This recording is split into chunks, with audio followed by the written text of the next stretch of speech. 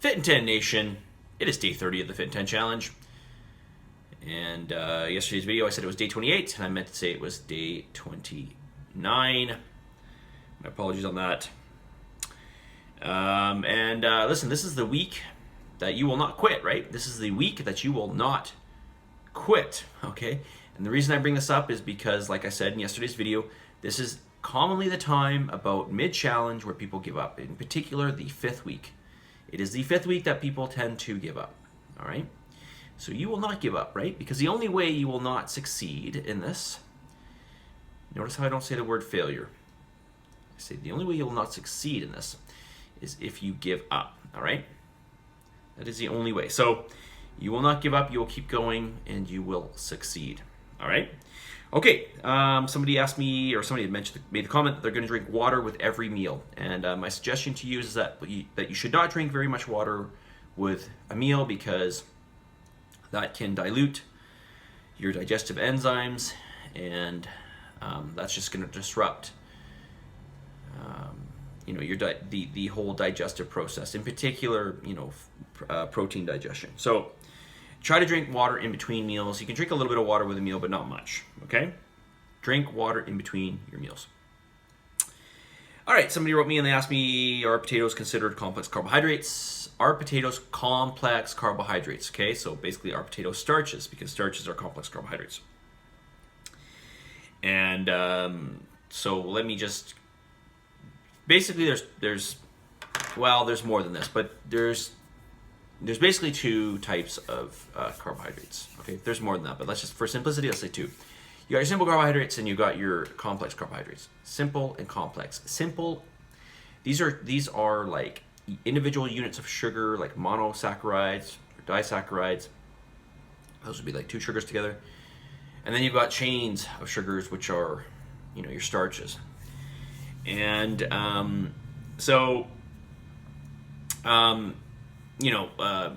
some sugars that might be familiar to you are things like glucose or fructose or lactose or maltose or galactose. There's a few others as well. And these are all just either individual units or maybe units of 2 or 3 sugars. So, if a sugar's already broken down, if it's already in those smaller units, it's going to be more likely to get through the digestive tract and into your bloodstream and raise blood sugar levels. Okay, so this is why often people say, try to eat complex sources of carbohydrates. But that doesn't mean that they can't be broken down fast, okay? And so this is where you might get mixed up with potato, for instance, say a white potato. Because even though it's a complex carbohydrate, it can still break down relatively fast, because there's other factors that affect how fast sugar gets absorbed. Not just the fact that it's a chain of sugar, but there are other things such as the amount of fiber in it. So if there is more fiber in a food, okay, that will lower the glycemic index, right? The rate at which blood sugar levels get elevated. So you can have a fruit that's a simple sugar that gets into your bloodstream fast. It's a simple sugar, so you think it might get your bloodstream fast, but yet it's high in fiber. So what's an example? Berries are high in fiber, but they're not really high in sugar, so that's not really a good example. But let's take an apple, okay? Apples are a little bit higher in fiber. So, generally speaking, depending on the apple, I think most apples are pretty low on the GI index. Even though it's a simple sugar, it's still not going to raise your blood sugar level super fast because you've got that fiber content. And then you could take something like, let's say white rice, and even though it's a complex carbohydrate, there's no fiber in it. So, and there's nothing else in there. There's no fat either. So it's going to raise blood sugar levels much quicker than, say, a starch that has fiber. Okay, so even though, I kind of went beyond what your question asked me, but this is where you might get confused with complex and simple carbohydrates. Okay, yes, potatoes are complex carbohydrates, but that doesn't necessarily mean that they can't raise your blood sugar levels fast. Okay? But in general, if you have a food that's a complex carbohydrate and is high in fiber, okay, and then you add some fat to that as well, then you got a super slow releasing sugar. So what's an example? Oatmeal. Oatmeal's got a decent amount of fat in there. It's got a decent amount of fiber. So that's going to be a really low GI carbohydrate, right? That's going to give you sustained energy for a long period of time. Okay, how are we doing here? 5 minutes in. Okay, I've talked about creatine in the last few videos, and I just want to say one more thing. There's nothing wrong with creatine when you're dieting. It's not going to make you hold extra body fat. It will make you hold extra water. That water will be in the cell muscle. And in fact, if there's any time to take creatine, I would suggest that you take it when you're trying to lose body fat, because your glycogen stores are going to lower, which means your intracellular water in the muscle cells is going to lower, and you're going to feel inevitably slightly weaker. And creatine will help to offset that. So creatine, whether you're male or female, I highly, highly, highly recommend it, especially if you're dieting, especially if you're trying to lose weight.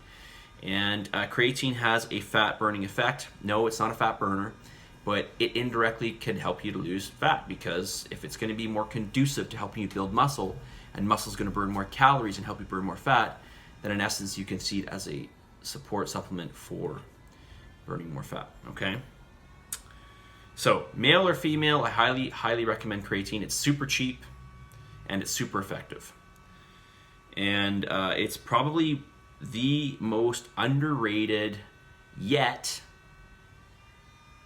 the most established ergogenic aid out there. There's the most research that's gone into this, and the research is overwhelming, and I can tell you just from my own personal experience, this stuff works really well.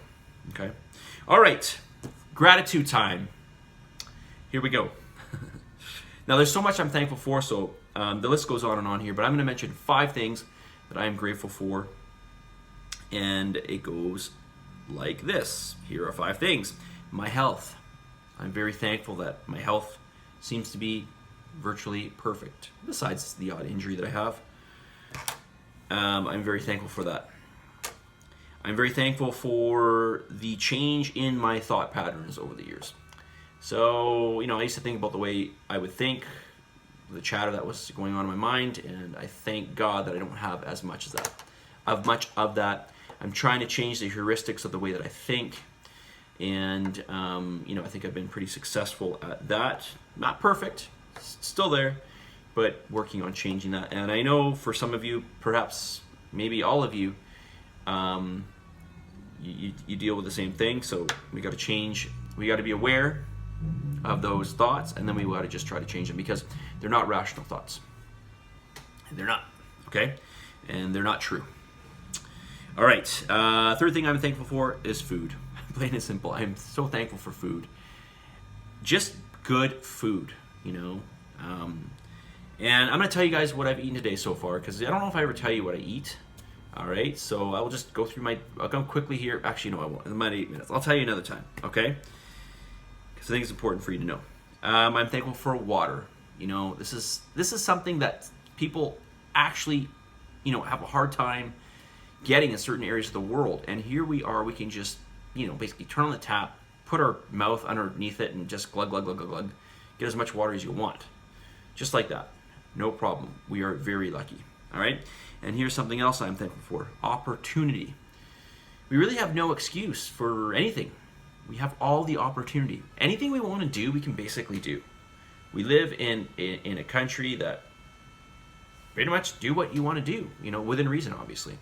We have nothing stopping us. So we have to be very, very fortunate for that, right? So we are so much better off than, I think, 99.9% of the rest of the world in terms of our standard of living. I mean, there's no reason for us to be down the dumps. There's no good reason. Okay. All right, that's it. Submit and commit. Oh, wait a second. I'm missing the word. I'm missing the message of the day. What is the message of the day? Message of the day is... Man, I didn't write it down. Oh, I don't have it with me. Okay, you got to hold on here. Just give me 1 sec.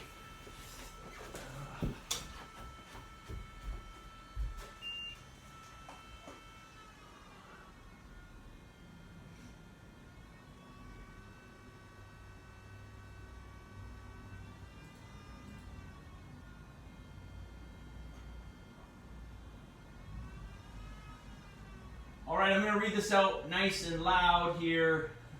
Reset, readjust, refocus as many times as you need to. Just don't quit.